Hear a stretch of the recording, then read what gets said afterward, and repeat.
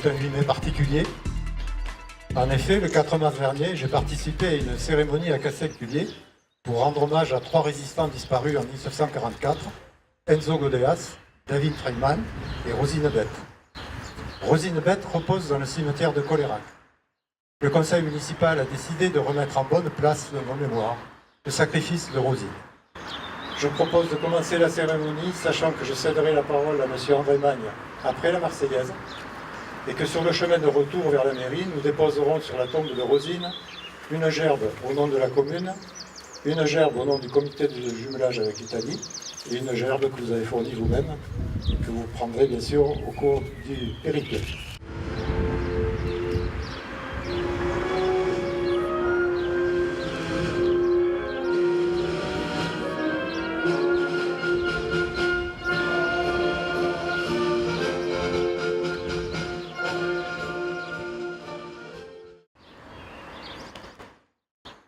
Mesdames et messieurs, nous sommes aujourd'hui réunis pour rendre hommage à tous les hommes et les femmes qui ont contribué à la libération de notre pays et permis à celui-ci de retrouver sa liberté, mais aussi à Rosine Beth qui est inhumée ici dans le cimetière de Colérac-Saint-Cyr.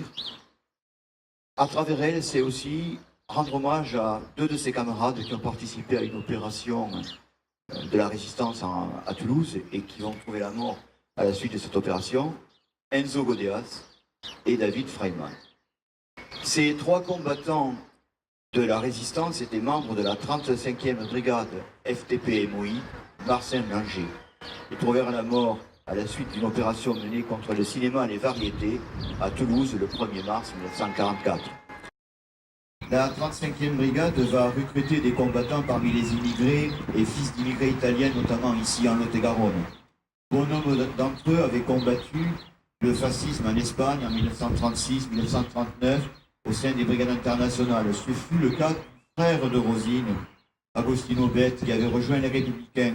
Augustin Beth sera d'ailleurs interné aux côtés des Républicains espagnols dans le camp de Gurs. Il sera alors tout naturel pour la jeune Rosine de poursuivre un combat déjà commencé par son frère. Rosine est née en 1924. Sa famille exploitait une ferme à Coux, près de Verteuil-d'Agenais. Enzo, lui, appartenait à une autre famille italienne arrivée dans les années 1925 à Agen. Famille est venue exploiter une ferme abandonnée à la suite de la guerre et de l'exode rural. Ces familles italiennes sont soudées par des liens de parenté, hébergent des combattants, des réfractaires, procurent des refuges sûrs en cas d'opération policière ou des forces allemandes. L'année 1943, sous l'égide du commandant militaire de la 35e brigade, Jean Guérard, verra les actions militaires s'intensifier à Toulouse. Rosine, qui est agent de liaison, effectue de très nombreuses relations, amenant des informations et des armes entre le Lot-et-Garonne et Toulouse, mais aussi entre Toulouse et Lyon, où est situé le commandement de la zone sud de la MOI. Enzo, lui, enchaîne les actions. Sabotage de voies ferrées, incendie de gerbières italiens collaborateurs.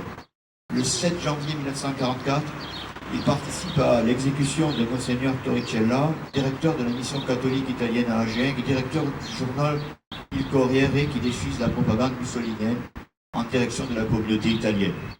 En ce début de mois de mars 1944, le cinéma diffuse un film antisémite, Le Juif Sus, film d'une rare violence raciste. Le commandant de l'unité, Jean Guérard, décide d'une action pour empêcher sa diffusion. Enzo Godeas, Rosine Beth, David Freiman sont chargés de déposer une bombe qui devait exploser. Entre 2 séances de projection, la salle étant vide.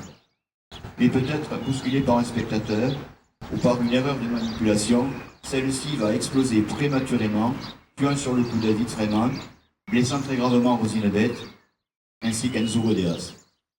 Rosine meurt le lendemain à l'hôtel-lieu, l'hôpital de Toulouse, sans avoir révélé quoi que ce soit aux policiers venus l'interroger. Enzo Godeas conduit d'abord à l'hôpital, puis ensuite au commissariat. Le 21 juin 1944, il comparaît et est jugé par une cour martiale composée de miliciens, condamné à mort, et aussitôt fusillé, assis sur une chaise. David Freiman, Rosine Beth, Enzo Godeas, sont 3 jeunes gens qui ont sacrifié leur existence à l'aube d'une jeune vie à peine entamée. Leur sacrifice a permis à notre pays de recouvrer sa liberté. N'oublions jamais ce que nous leur devons.